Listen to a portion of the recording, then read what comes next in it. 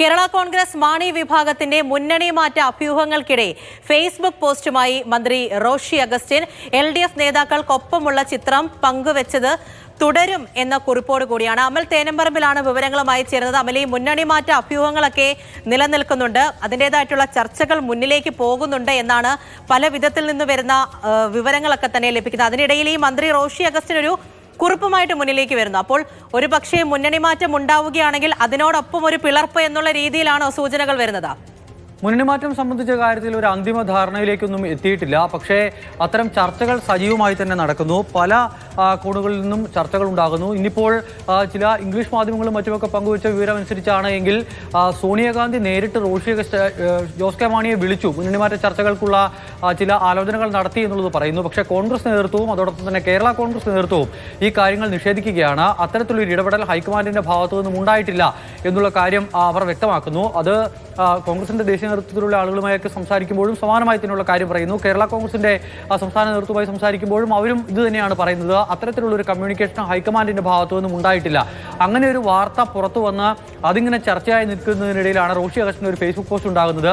തുടരും എന്നുള്ളതാണ് ആ പോസ്റ്റിന്റെ ഹെഡിങ്. എന്തായാലും ഇന്നലത്തെ നടന്ന LDFന്റെ സമരമുണ്ട്. ആ സമരത്തിൽ ജോസ് കെ മാണി പങ്കെടുത്തില്ല എന്നുള്ളൊരു വലിയ ചർച്ച നിൽക്കുകയാണ്. അതിനിടയിലാണ് റോഷി അഗസ്റ്റിൻ നേതാക്കൾക്കൊപ്പമുള്ള ചിത്രം പങ്കുവെച്ചുകൊണ്ട് തുടരും എന്നിട്ടിരിക്കുന്നത്. അതായത് അതിന് മറ്റ് ഏതെങ്കിലും തരത്തിലുള്ള വ്യാഖ്യാനങ്ങൾക്കോ ഒന്നും ഇടയില്ല. LDFൽ തുടരും എന്നുള്ളത് തന്നെയാണ്, അതിന് മറ്റർത്ഥങ്ങൾ കാണേണ്ടതില്ല എന്നുള്ളത് തന്നെയാണ് അതിൻ്റെ സൂചന. ഇപ്പോൾ എന്തായാലും ഒരു മുന്നണി മാറ്റം ഉണ്ടാകുന്ന ഒരു ഘട്ടം ഉണ്ടായാൽ നേരത്തെ പൂജ പറഞ്ഞത് സംഭവിക്കുമെന്ന കാര്യത്തിൽ ഒരു തർക്കം ഇപ്പോൾ ആവശ്യമുണ്ടെന്ന് തോന്നുന്നു. പക്ഷേ സംസാരങ്ങളും ചർച്ചകളും ഒക്കെ ആ രീതിയിൽ തന്നെയല്ലേ അമൽ പോകുന്നത്? ഇപ്പോൾ ഈ പാർട്ടിയുടെ ഉൾപ്പെടെ തലത്തിൽ നിന്നും പ്രധാനപ്പെട്ട വിശദാംശങ്ങൾ അല്ലെങ്കിൽ ഒരു വിശദീകരണം ഒന്നും ലഭിക്കുന്നില്ല എങ്കിൽ പോലും മുന്നിൽ നിൽക്കുന്ന ഒരു സാഹചര്യം ഇങ്ങനെ ആയതുകൊണ്ട് ആ തലത്തിലേക്കല്ലേ ചർച്ചകൾ പലതരത്തിൽ പോകുന്നത്? അതായത് ഒരു മുന്നണി മാറ്റം ഉണ്ടാകുമോ എന്നുള്ള അഭ്യൂഹങ്ങളാണ് നിലനിൽക്കുന്നത്. കഴിഞ്ഞ ദിവസം LDFന്റെ യോഗത്തിൽ പങ്കെടുത്തില്ല, ഇപ്പോൾ തുടരും എന്ന് അത് റോഷി അഗസ്റ്റിന്റേതായിട്ട് മാത്രമാണ് വരുന്നത്, മറ്റു തലങ്ങളിൽ നിന്നും ഒന്നും വരുന്നില്ലല്ലോ. അപ്പോൾ എന്താണ് മനസ്സിലാക്കേണ്ടത്?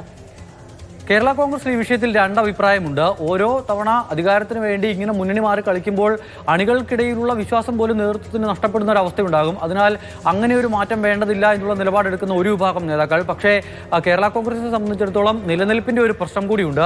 പാലാ പോലും, അതായത് ജോസ് കെ മാണിയുടെ വീടിരിക്കുന്ന സ്ഥലത്ത് പോലും KM മാണിക്ക് ശേഷം അവിടെ കേരള കോൺഗ്രസിന് വിജയിക്കാൻ കഴിഞ്ഞിട്ടില്ല എന്ന് മാത്രമല്ല തദ്ദേശ തെരഞ്ഞെടുപ്പിൽ അടപടലം ഇല്ലാതാകുന്ന ഒരു അവസ്ഥ സ്വന്തം മണ്ഡലത്തിലും അതോടൊപ്പം തന്നെ സ്വന്തം പഞ്ചായത്തിലും എല്ലാം ഉണ്ടായിട്ടുണ്ട്, മുനിസിപ്പാലിറ്റിയിലും എല്ലാം ഉണ്ടായിട്ടുണ്ട്. അപ്പോൾ അങ്ങനത്തെ ഒരു പ്രതിസന്ധി കേരള കോൺഗ്രസിനെ സംബന്ധിച്ചിടത്തോളം ഉണ്ട് എന്ന് മാത്രമല്ല സഭയുടെ വലിയ തോതിലുള്ള സമ്മർദ്ദം UDFിലേക്ക് മടങ്ങാനുണ്ട് എന്നുള്ളതാണ് പറഞ്ഞു കേൾക്കുന്നത്. അപ്പോൾ ഈ സമ്മർദ്ദമെല്ലാം അതിജീവിച്ച് എത്ര കാലം ഇങ്ങനെ തുടരാൻ കഴിയും എന്നുള്ളത്, ഈ റോഷി അഗസ്റ്റിന്റെ തുടരും പറയുന്നത് പോലെ എത്ര കാലം തുടരാൻ കഴിയും എന്നുള്ളതൊരു പ്രശ്നം തന്നെയാണ്. നേതാക്കൾക്കിടയിൽ എന്തായാലും രണ്ടഭിപ്രായമുണ്ട്. റോഷി അഗസ്റ്റിനെ സംബന്ധിച്ച് റോഷിക്ക് ഇടതുപക്ഷത്ത് ഉറച്ചു നിൽക്കണമെന്നുള്ള നിലപാട് തന്നെയാണ്. കഴിഞ്ഞ 5 വർഷക്കാലത്തോളമായി മന്ത്രിയായി റോഷിക്ക് ഇരിക്കാൻ കഴിഞ്ഞിട്ടുണ്ട്. അപ്പോൾ സ്വാഭാവികമായും ഇടതു നേതാക്കളുമൊക്കെയായി വളരെ അടുപ്പം റോഷി കാത്തു സൂക്ഷിക്കുന്നു. റോഷി അഥവാ മടങ്ങിയെത്തിയാൽ തന്നെ ഈ പറയുന്ന ഇടുക്കി സീറ്റിൽ കേരള കോൺഗ്രസിന് ആ സീറ്റ് വിട്ടുകൊടുത്താൽ പോലും PJ ജോസഫ് എത്രത്തോളം അത് അനുകൂലിക്കുമെന്നറിയില്ല. അതിനാൽ തന്നെ റോഷി അഗസ്റ്റിൻ UDFിലേക്ക് എത്തിയാലും ഇടുക്കി സീറ്റിൽ മത്സരിക്കലൊക്കെ പ്രയാസമായി മാറാനുള്ള സാധ്യതയാണ് കാണുന്നത്.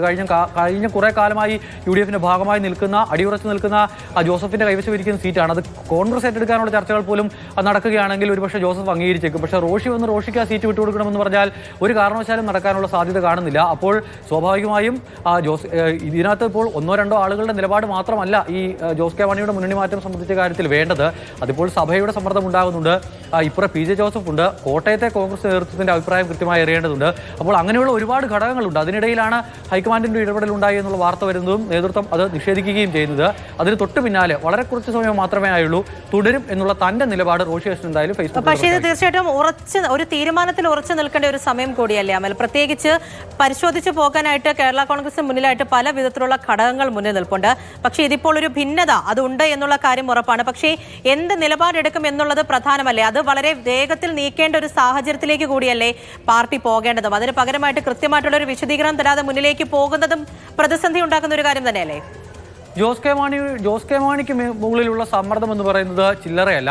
മധ്യകേരളത്തിലെ സഭാ സംവിധാനങ്ങൾ കേന്ദ്രീകരിച്ചുകൊണ്ട് LDF-ൽ തുടരുന്നത് അബദ്ധമാകും, UDF-ലേക്ക് ഒരു മടക്കം വേണമെന്നുള്ള ആവശ്യം ഈ സഭാ നേതൃത്വമൊക്കെ ജോസ് കെ മാണിയുമായി പലവട്ടം കമ്മ്യൂണിക്കേറ്റ് ചെയ്തിട്ടുണ്ട് എന്നുള്ളതാണ് മനസ്സിലാക്കാൻ കഴിയുന്നത്. അത്തരത്തിലൊരു സമ്മർദ്ദം അവിടെ നിൽക്കുന്നു.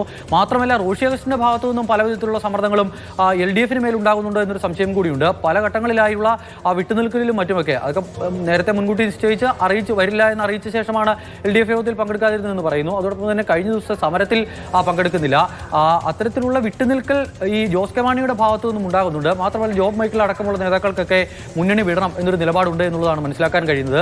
അപ്പോൾ അത്തരത്തിലുള്ള പ്രശ്നങ്ങളെല്ലാം നിൽക്കുന്നു. ജോസ് കെ മാണിയുടെ സമ്മർദ്ദം LDF-ന് മേലുണ്ടാകുന്നുണ്ടോ? ഇനിയിപ്പോൾ ഒരു കാര്യം വ്യക്തമാകാനുള്ളത് 3 മേഖലകളായി തിരിച്ചുകൊണ്ടുള്ള LDF-ന്റെ ജാഥ നടക്കാൻ പോവുകയാണ്. ആ ജാഥ നടക്കുന്ന സമയത്ത് അതിൽ മധ്യമേഖലയുടെ ജാഥയുടെ ക്യാപ്റ്റനായി നിശ്ചയിച്ചിരിക്കുന്നത് ജോസ് കെ മാണിയാണ്. ആ ജാഥ ക്യാപ്റ്റൻ സ്ഥാനത്ത് ജോസ് കെ മാണി ഉണ്ടാകുമോ അതോ അത്തരമൊരു ചുമതല ഒഴിയുമോ?